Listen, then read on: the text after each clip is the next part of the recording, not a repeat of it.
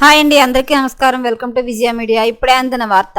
రాష్ట్ర ప్రజలకు ఉగాది శుభవార్త చెప్పనున్న వైఎస్ జగన్ అప్డేట్ రావడం జరిగింది. సో దానికి సంబంధించిన పూర్తి డీటెయిల్స్ చెప్పడం కోసం నేను ఈ వీడియో చేస్తున్నాను. వీడియోని పూర్తిగా చూస్తేనే నేను చెప్పే సమాచారం మీకు బాగా అర్థమవుతుంది. అలాగే వీడియో నచ్చితే వీడియోకి లైక్ ఇచ్చి నన్ను సపోర్ట్ చేయండి.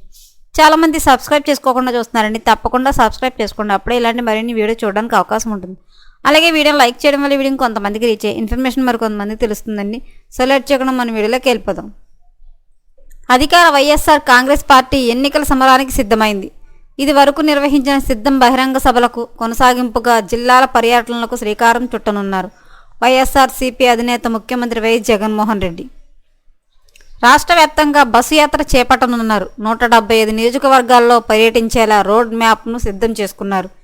దీనికి మేమంతా సిద్ధం అని పేరు పెట్టిన విషయం తెలిసిందే.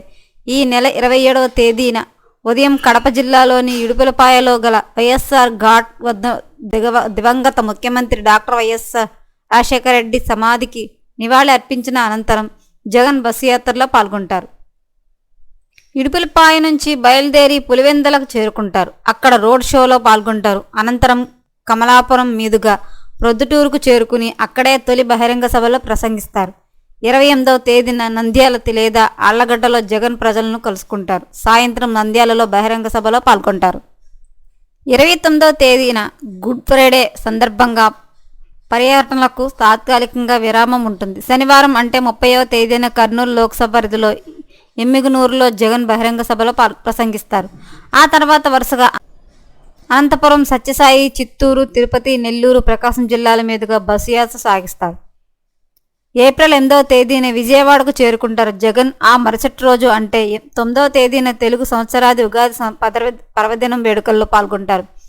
పంచాంగ శ్రవణ కార్యక్రమానికి హాజరవుతారు. అదే కార్యక్రమంలో పార్టీ ఎన్నికల మేనిఫెస్టోని విడుదల చేస్తారు. జగన్ ఆ తర్వాత ఈ నెల 21వ తేదీ వరకు విరామం లేకుండా మేమంతా సిద్ధం బస్సు యాత్రను నిర్వహిస్తారు.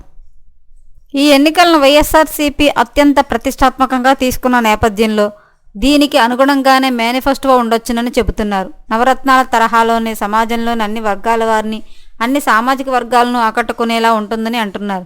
మహిళలు, రైతులు, యువత నిరుద్యోగులను దృష్టిలో ఉంచుకుని మేనిఫెస్టో రూపకల్పన చేసినట్లు చెబుతున్నారు. ఎప్పటికప్పుడు ఇలాంటి మరిన్ని లేటెస్ట్ అప్డేట్ల కోసం మన ఛానల్ తప్పకుండా సబ్స్క్రైబ్ చేసుకోండి. Thanks for watching.